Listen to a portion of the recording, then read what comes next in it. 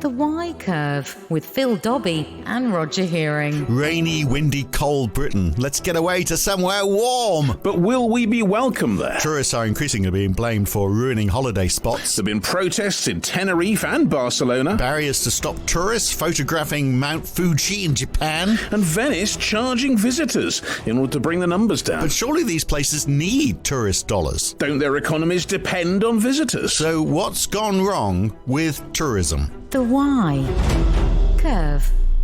I think part of the problem is there's just so much more of it, isn't there? You know, we are flying more. It seems like airfares have got cheaper. We seem to be taking more holidays than we ever have done in the past. So all of that means it's people are paying the prices. Those countries that are receiving all these. Yeah, tourists. and I think it's the sort of tourism too, because I think what happens is people are keener and keener to go to places that they don't normally go to as well. It's not just beaches anymore, and it's the extent to which these places can function in the normal way.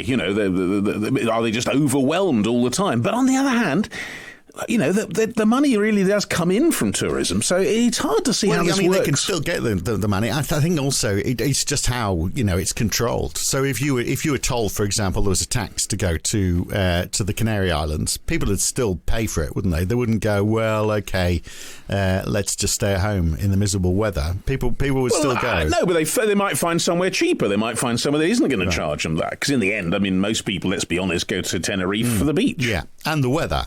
And the weather, obviously. Yeah. But I think also I wonder how much of it. So you're not going to get far charging for Skegness, are you? Really and truly? No, not really, particularly this year. But I wonder also whether it's the Airbnb phenomenon, whether that's part of the problem as well. So it's okay. There's a lot of second home type stuff. Yeah, because when we went and we stayed in hotels and stayed in resorts, then the impact that we had on the community wasn't as great. We employed, people were employed working in those places, and it all added to the economy. But now we're pushing up house prices, and I think that actually, I think is probably the nub of the issue.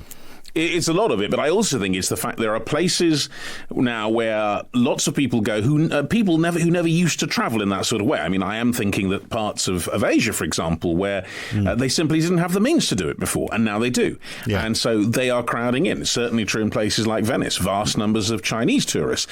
Why shouldn't they? But it just increases the numbers hugely. But Venice, do you think people are going to stop going to Venice because they're getting charged to go in?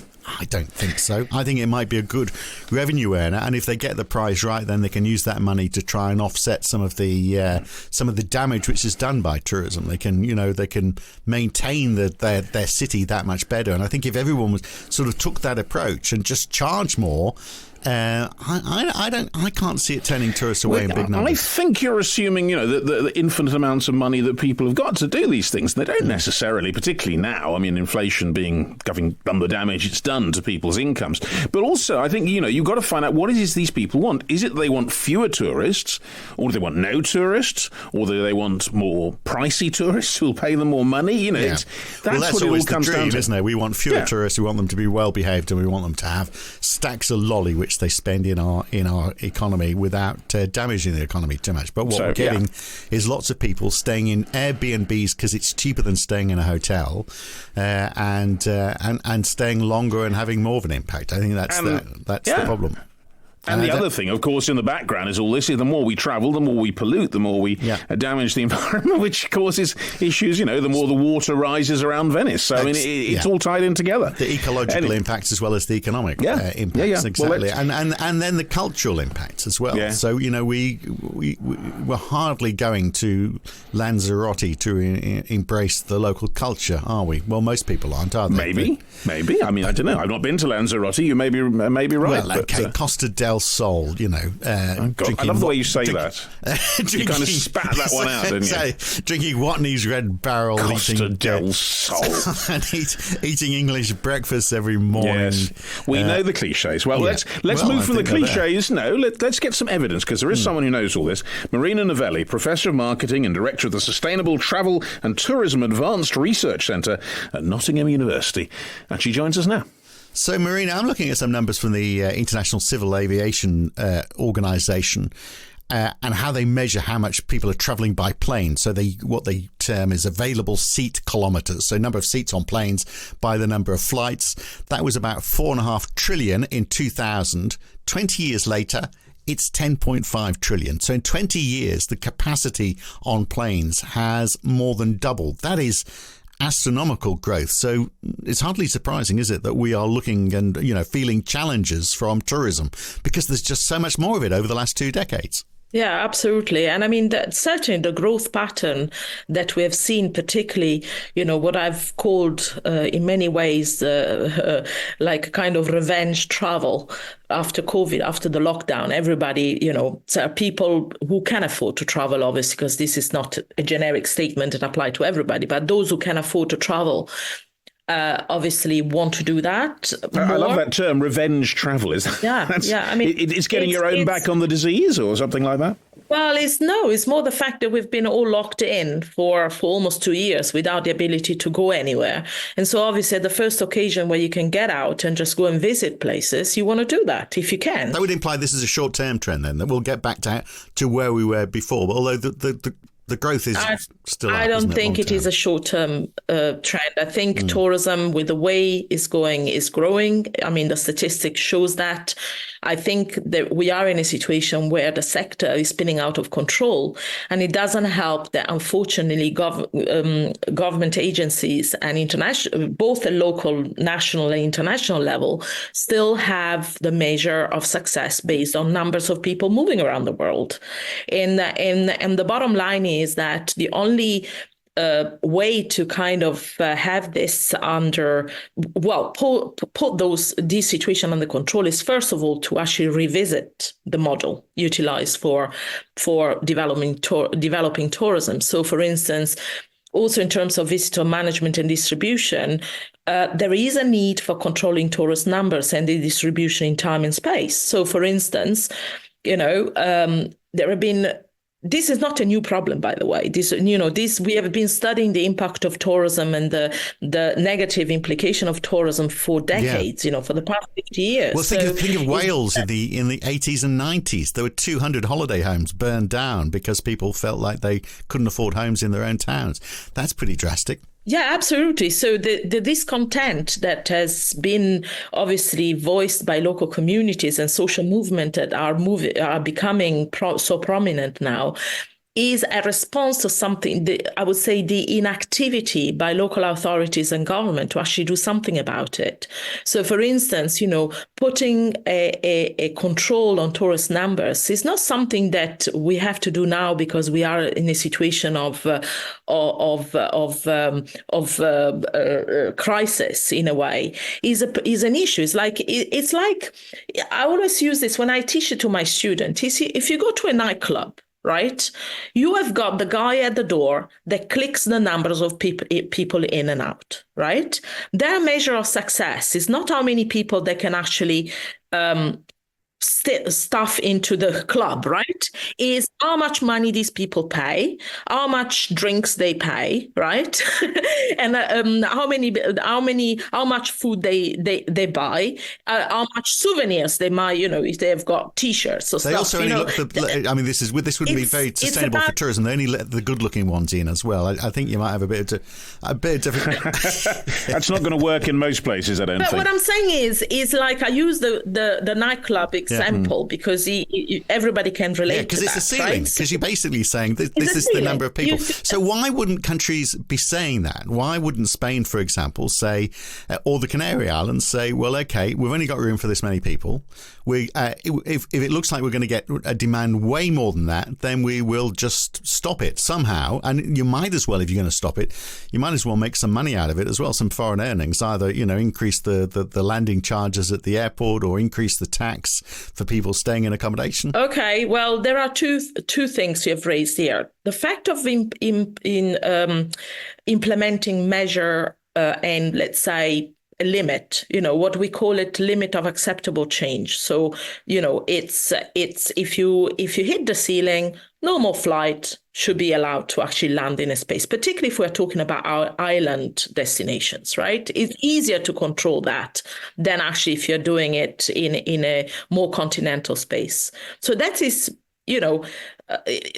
by far one of the probably easiest way to do it. But of course, there are economic interests. At the same time, the measure that you mentioned about raising costs, implementing, for instance, in Venice, you see now they've put like this €5 entry fee or whatever, which is, of course, is ridiculous. In my opinion. Is it? Well, Why? hang on. Why ridiculous? Because I mean, it will raise money at least, won't it? Yeah, it seems like a logical thing. It does raise money, but it doesn't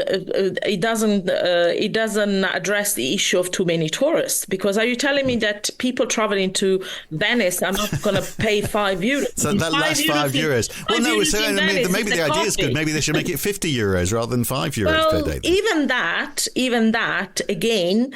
It addresses part of the problem. It doesn't address the numbers. I'll give you an example.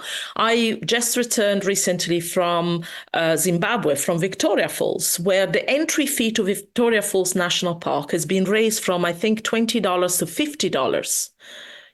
This is one of the 7 wonders of the world. People traveling to Zimbabwe to visit Victoria Falls or Venice, they will pay $300 if they want to go there, right? And also it's shared with Zambia, so they can charge as much as they like, because it can be competitive between Zambia and Zimbabwe. But if you had a tax that was meaningful, for example, on accommodation, so that if people were staying in Airbnb because they were saving a bit of money, but you then said, well, okay, but we are going to charge you considerably more in tax per person for every day that you're in the country, and you're going to stay for a week, that could all mount up. So all of a sudden, a very cheap holiday becomes a bit more expensive. They may stay 1 week rather than 2 weeks. Money will have some influence, surely. It's just a question of the level at which you apply it. It would, but it would then open up another set of issues to do with exclusivity. Is travel and tourism to be considered a privilege for the few, or is travel and tourism something that should be actually accessible to everybody who wishes to do so? What do you think on that? Because that does seem to be the only way forward in a way, doesn't it? That you have to restrict numbers. In the end, the rich will be able to do it, the poor won't. Because it used to be, of course, before we had this problem, it was the domain of the very rich, wasn't it? Yeah, absolutely. I mean, personally, I think that travel and tourism are a right for people to do so, particularly because it's a vehicle for cultural exchange, for cross-cultural understanding. And I think is a right for everybody and should be democratic enough. But it should be treated as a privilege. That's the difference. And of course, the privilege of travel and tourism can be governed by increasing, of course, taxes and costs to manage the destination and to pay for the impact that tourism can have. But it cannot be the only measure. The limiting the numbers of people, particularly. And this has been done in many locations around the world. If you look at Bhutan, for instance, they've got, a carrying capacity. Once you reach that limit, that's it. You don't go anymore there. No. But if you do that, you put the prices up. So if an airport says we're only going to take this many flights, then the airlines are going to say, well, okay, we'll charge you a lot more. So it's the same thing applies, doesn't it? Yes and no, because again, we go back to the model that we need to think about is to have less numbers, of course, potentially may translate in having less economic benefit, right? But if the sector is obviously organized in a way where obviously there are, I would say, more positive repercussion on the destinations. So, for instance, having more stable labor patterns, having a situation where the environment is maintained and is salable. Because the bottom line now, what is happening at the moment is even visitors and tourists are complaining about the fact that the destination they paid for, and they paid for a lot of money, right, following the model of increasing prices, are not as good as they expected, because if you don't limit the numbers and you put prices up, you have a counterintuitive process whereby the destination gets depleted anyway, and therefore the increase of prices then is going to create dissatisfied tourists. So what is the answer then, Marina? Because you said that just restricting numbers isn't going to be enough. And you talked about perhaps balancing it out so it's not purely seasonal. But that's a very difficult thing to achieve. People will want to be on beaches in the summer. It's just what happens. Well, one of the first things is obviously what we call it limiting, obviously, the access during peak times. So, for instance, having carrying capacity being implemented, in destinations. So if you go, I was recently in a beach, in a national park in Orlando, and you had a gate, and the moment that beach had reached the carrying capacity, you were not allowed. It was one in, one out. We go back to the nightclub example I gave you at the beginning. Is about limiting access during peak times and promote off-peak visits. That could be one. And there are examples of the Komodo National Park in Indonesia, the Uluru Mountain in Australia, which are successfully implementing those approaches. So there are ways. And also the very important things is involving the community and the residents in tourism planning and in creating experiences which can actually create local entrepreneurship, identifying opportunity for them to diversify the economy, and of course not becoming a center where you become an old town filled with Starbucks and international brands which actually take away from the local sense of place as well. So there are a number of things that, and of course promoting sustainable practice in terms of controlling tourist numbers. We go back to the controlling number of tourists because in terms the way visitors flows go in and out of destinations are obviously kind of very often linked to the holiday pattern. So, for instance, school holidays. We all know that there are certain time of year where certain people can only travel a certain time of year because they may have family with children. So, of course, the peak season become when the school holiday are. So it's about also creating an opportunity for visitors, for consumers to actually understand, educate them about, if you can avoid traveling at a certain time of the year, right?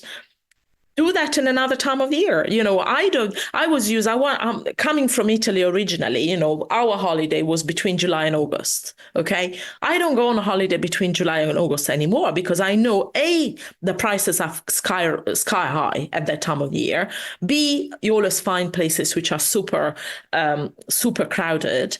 And C, I want to actually experience places and make the most of it at times when I can truly enjoy, a museum, a gallery, But you can do that, Marina, because I'm guessing here you don't have kids you have to worry about at school. Absolutely. And that's why I've taken a conscious choice as a person with no children to actually travel at other time. What I'm trying to say is if every person also takes stock of what is happening in the travel and tourism industry, we can actually make a choice. I'm just giving a personal example of a choice I've made. Of course, I'm not expecting people with children not to travel at peak time because that's the only time. But if we can rebalance the tourism flow by educating visitors in looking at alternatives, then maybe that controlling tourist numbers doesn't have to be necessarily something imposed by government or destinations. Not having children, that's part of the answer then, isn't it? We just stop I'm people not suggesting that. Absolutely not. Well, that may be part of a global solution to having fewer people moving around the world, but that's another story entirely. Exactly, by having fewer people. But going back to just touching on house prices again, I wonder how much of that, because they have leapt up, particularly in the Canary Islands over the last year. Astonishing percentages, like almost a third of an increase in price in a year. We've also got Airbnb revenue. It has doubled since 2019 as well. So there's a lot of people making money out of renting out apartments. And I just wonder whether that is part of the problem that you've got people who aren't earning a great deal from tourism now also can't afford to live in their own towns. And that's where the two problems sort of are head to head against each other. And all of that surely can be solved by the government stepping in. So government could step in very easily, for example, if people aren't earning enough, they could just say, well, we've got a minimum wage. And the minimum wage is a lot more than it is currently, and that's going to help people to to maintain a living throughout the year. The government could also say, put up the cost of staying there, and therefore, in a sense, reduce numbers. And they could also be saying, well, also the money that we bring in through greater tax, we can use, for example, for helping to maintain the locale, and we can do that during winter months, and we can provide more employment for these people who've got seasonal work. I'm just wondering whether our government's really onto it. Are they really thinking through in detail the planning for their individual areas, or are they just saying, well, let's take the money while we can? Is there enough planning, I guess, is my question, Marina? Well, you've raised two aspects in your question. One is the issue to do with short-term let. And I think it is important to also clarify that this is not an Airbnb guilt only. Short-term let and every single platform that actually promotes short-term let have a responsibility in this. And of course, for many years, there has been a total lack of regulation on how short-term let would be registered, not registered, because some of them are not even registered, and obviously allowed to operate in destinations. So let's take the example of Barcelona. Barcelona recently has announced that will actually stop giving license to short-term let properties by 2029, I think. Now, the situation is that what this will cause potentially is twofold. One, you will have a lot of short term that may not be able to promote on Airbnb, but it will still be there in the black market. So obviously, inadvertently, you would create a problem more than a solution. On the other hand, when Airbnb was launched, and I was one of their greatest supporter because I felt that Airbnb gave the opportunity to, let's say, the single mother with a child who had a spare room and could actually use the spare room to make some money to earn a bit more money, right? That was a fantastic model.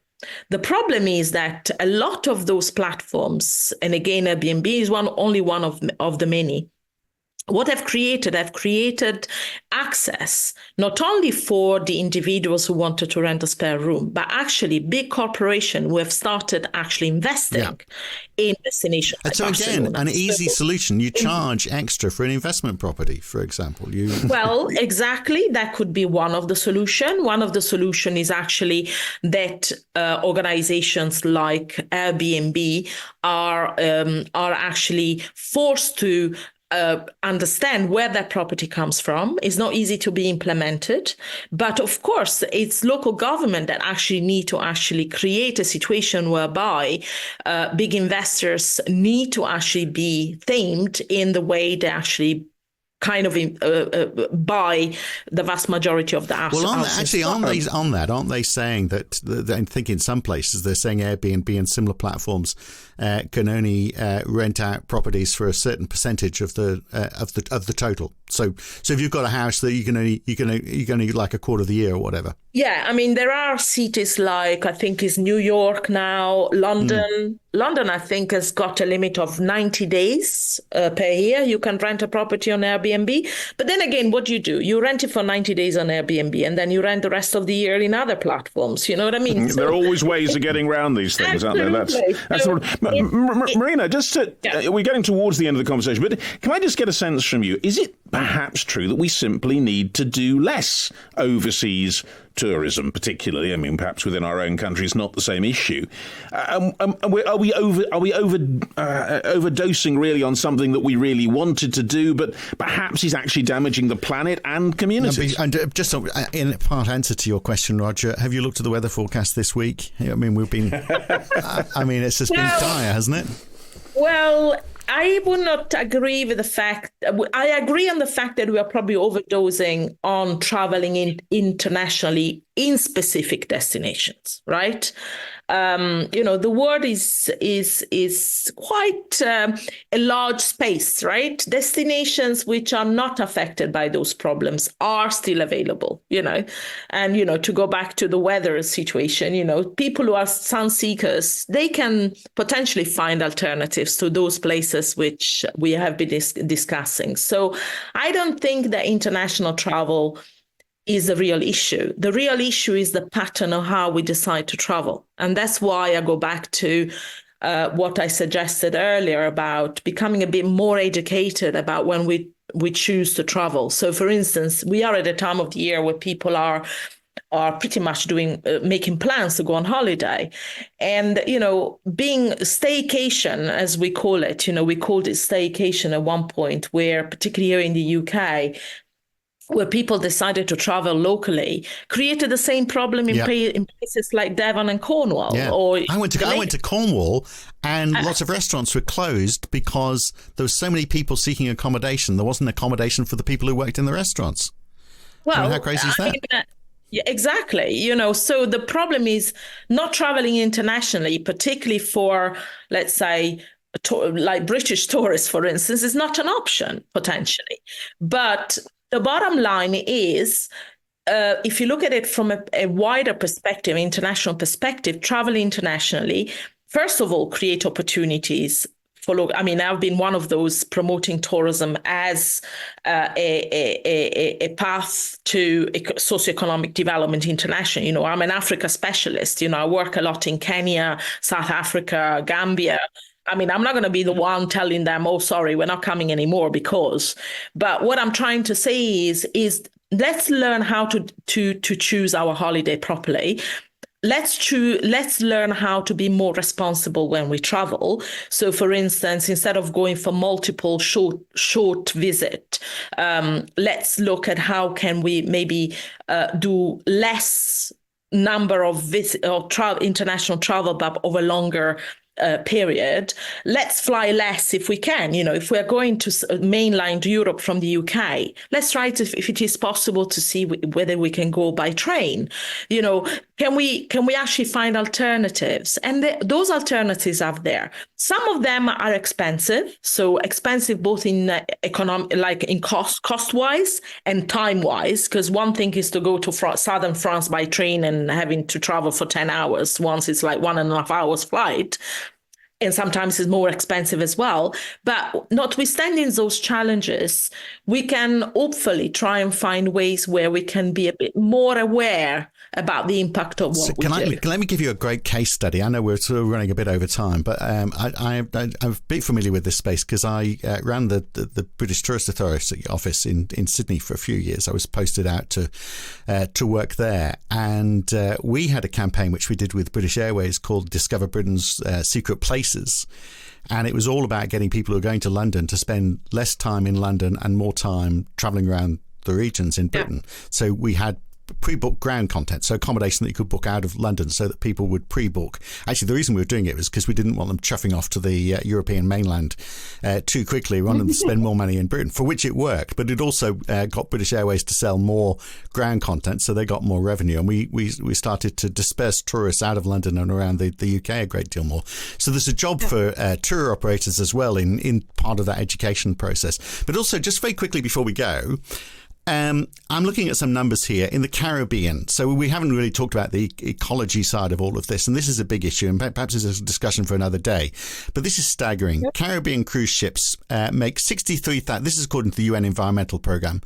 They make 63,000 port calls each year in the Caribbean. On average, each cruise ship has 600 crew members and 1,400 passengers, and they generate 3.5 kilograms each passenger, 3.5 kilograms of garbage daily, which are offloaded at these ports in areas where the locals are producing 0.8 kilos of waste on the ground. So all of a sudden, all of this waste being dumped on these islands, you just think, why wouldn't the authorities in all of these areas, for all of these repercussions of tourism, why aren't the local governments, the local councils, just saying no? Why are they letting Because them they want the money, they want the taxes, they want all the stuff that comes from the it. taxes higher then? It just seems a little out of all proportion. Well, I think we would have probably enough to discuss for another entire program. Series. But let's put it this way. Right. At the cost of probably having a lot of enemies in the cruise industry. Oh, Jonas, you want to do that? Very powerful, the cruise industry. I'm about to say. I personally think the cruise industry should have a huge cut on their operation. And I don't know where that cut could come from, but certainly to answer your question, there are economic interests that go beyond the interest for the environment. And that's a fact. There is, and I'm not specifically referring to the Caribbean context. This is a worldwide issue. There is collusion, corruption. I was hearing. I'm not a cruise industry specialist, but the other day I was talking with colleagues in the Med, where they were saying that, for instance, in the Mediterranean, there are some agreements where cruise ships are allowed to actually discard their waste far more than any other parts of the world, right? So how is that possible? How is, in the era of climate change and environmental problems that we are all facing, how can this still be allowed? So effectively, the issue is that the control should be part of a collaborative approach where obviously all the stakeholders need to come together and really think about what is going to happen, because bottom line is you go to some of those beaches, whether in the Caribbean or in East Asia, and you swim in plastic. You swim in water which is not of the standards you should be swimming in. So effectively, when there is that's a question we've got everywhere. Potentially be affected. I was really serious about having a sector that is going to put itself at risk. Absolutely. Look, if you want to put itself in order. If you want to swim in dirty water, you don't need to go overseas. You can do that at home, can't you? That is also true. So there's a lot of that. I think in summary, what we're saying, Marina, is it all gets down to education, doesn't it? Like, we need to be educated as holidaymakers, and maybe that'll rub off on local authorities where they feel as though they can take bolder steps because we understand that the issues that they're facing. We are demanding it. It's not only we are understanding. There is an increasing number of people demanding that things are changed. There are an increasing number of people that choose hotels because they've got sustainable practice. They choose resource because they source locally. And this is going to be a trend, particularly in the next generation, that is going to actually change. I'm not saying that everybody does that. There are lots of people who don't care. Right. And but we need to actually start a process whereby by default, those who don't care will have sustainability by default in wherever they go and whatever they do. Very good. On that thought, Marina, I think we'll probably have to leave it. But thank you very much. Yes, it's nice to think about the Caribbean and the Mediterranean, even if the water might not be all it should be, and particularly when we've got weather like we've got. Good to talk, Marina. Catch you soon. Cheers. Thanks. Thank you. Bye. So tell you one person who is going overseas. Well, at least he's sending his job overseas. There we are. There's a Roger Hearing segue. Well, me, but also James Dyson, because he's got rid of a third of his UK workforce. Manufacturing is already happening overseas. And he wants more of the sort of like design and more of the sort of like meaty, brain-orientated activities of his business is being shipped off overseas as well. So it's cheaper. Because it's cheaper, I guess. But what does that mean for Britain? We used to have... marvellous manufacturing credentials in the UK. Yes, the workshop of the world, but these days it's more services, but should we be thinking about more manufacturing? Is that the route to growth? We're still, I think we're the 9th greatest manufacturing nation on Earth. We're still making stuff. It's just 16% of our GDP was manufacturing in 1990. Now it's half that. Now it's about 8%. Of our GDP. So can we get it back up to 16%? That would make all the difference. We export to US, Germany, Ireland, the Netherlands. They're our big export nations. But could we be doing more to sell to those countries and others by manufacturing stuff, whatever it might be? We've got a new government that wants to push growth, so perhaps this is the way forward. Well, we will be talking foreign earnings, more money in the economy, more government taxation. That's the plan, isn't it? And if we're going to get that, I don't think we're going to export many more services than we are already. So the only way forward, really, I think, is manufacturing. But what should we manufacture? So that's what we're going to be talking about. That's next week. Next week on the Why Curve. We'll see you then. Thanks for listening. The Why Curve.